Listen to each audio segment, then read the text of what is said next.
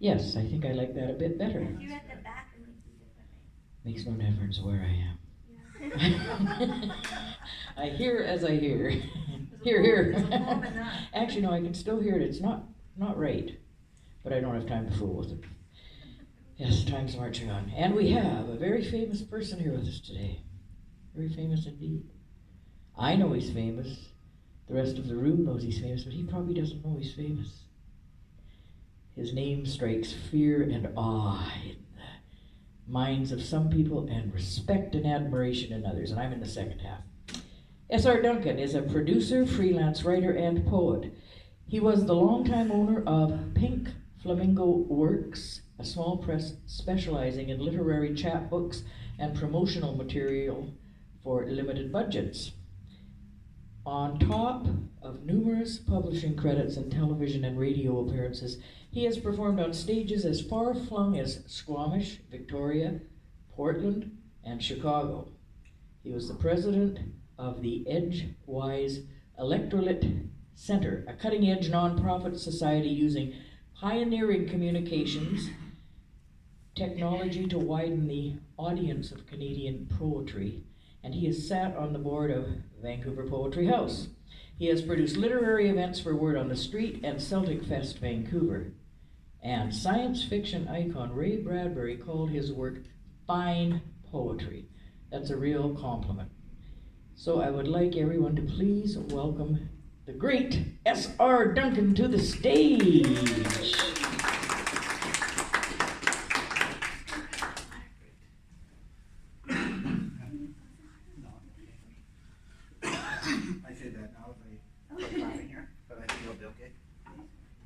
Thank you, Candace. You're welcome.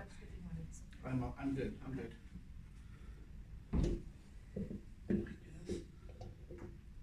It's like watching The Friendly Giant. You are very tall. Yeah. Tell me about it. We like tall people because we're all short.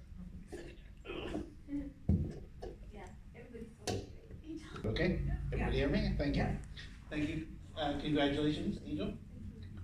It was really nice to hear your work, and Janet too. So everybody, thank you, and thank you, Candace, for inviting me to this. I'm going to do 3 pieces from a book that Candace put together for me. Let's see. The first piece I'm going to read is there was a place in East Vancouver called the what the heck was it called now? The Glass Slipper. And it was, it's actually where the Biltmore Hotel is, and it was a really well-respected jazz club in the 80s, 90s.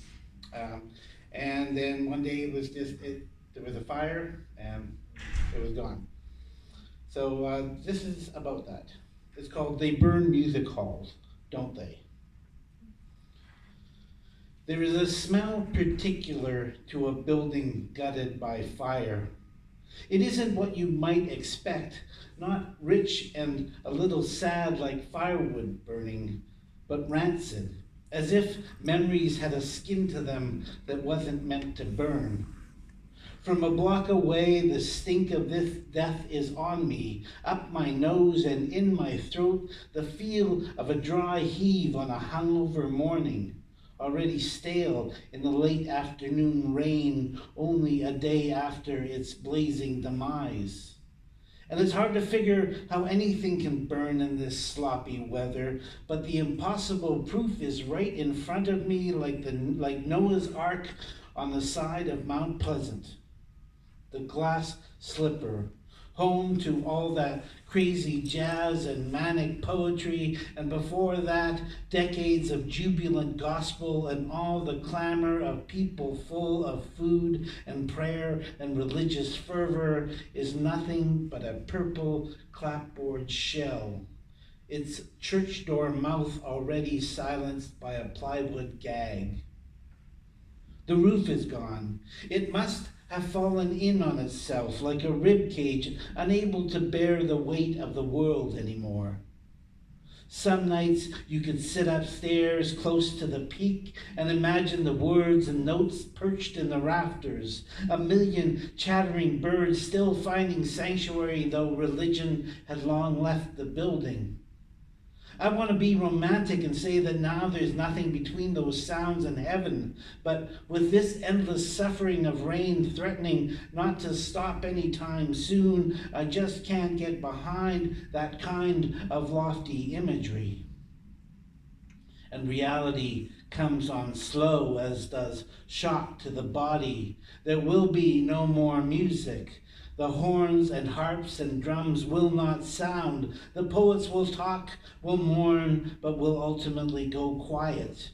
All of us, musicians and poets alike, shrugging our shoulders in defeat like everyone does when something we thought permanent is taken from us. Us seeing no recourse, standing small and naked and alone. And it's only because I've been inside, been a part of its history, was just there earlier in the week, that I take this tragedy personally. But to look around is to see hell cool down. The house at Fraser and 10th, the apartment at 10th and Guelph, the Main Street dance space, the house at 10th and St. George, half of Hastings Street, for Christ's sake, some faring better than others, the heart still in the ashes, rising up again like a resilient phoenix, most bulldozed over or left like rotting teeth in a ragged smile, every place meaning something to somebody. Excuse me. Okay.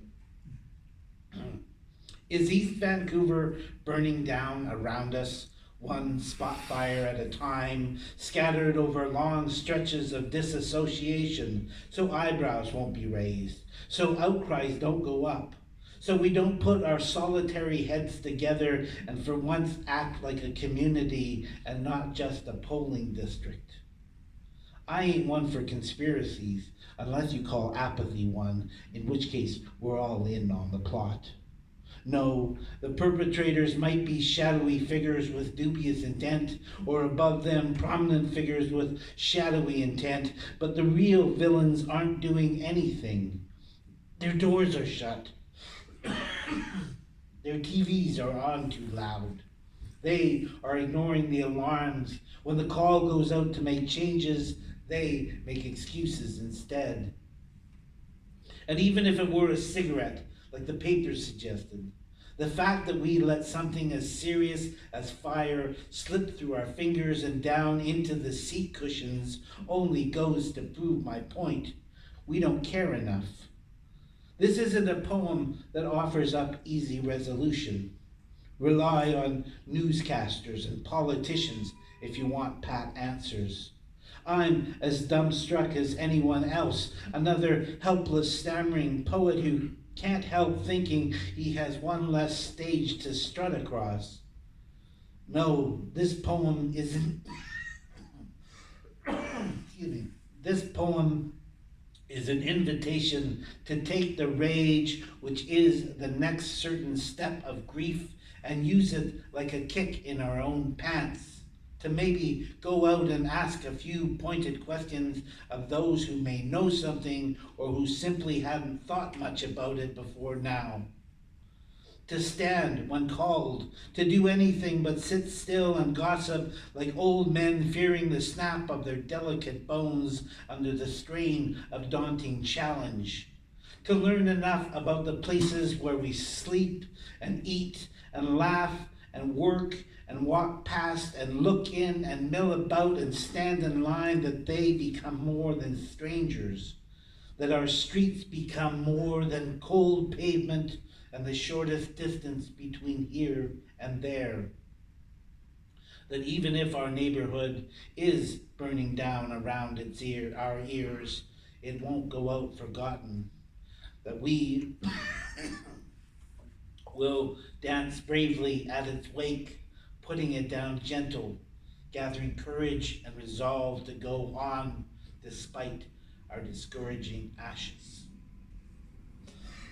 Thank you.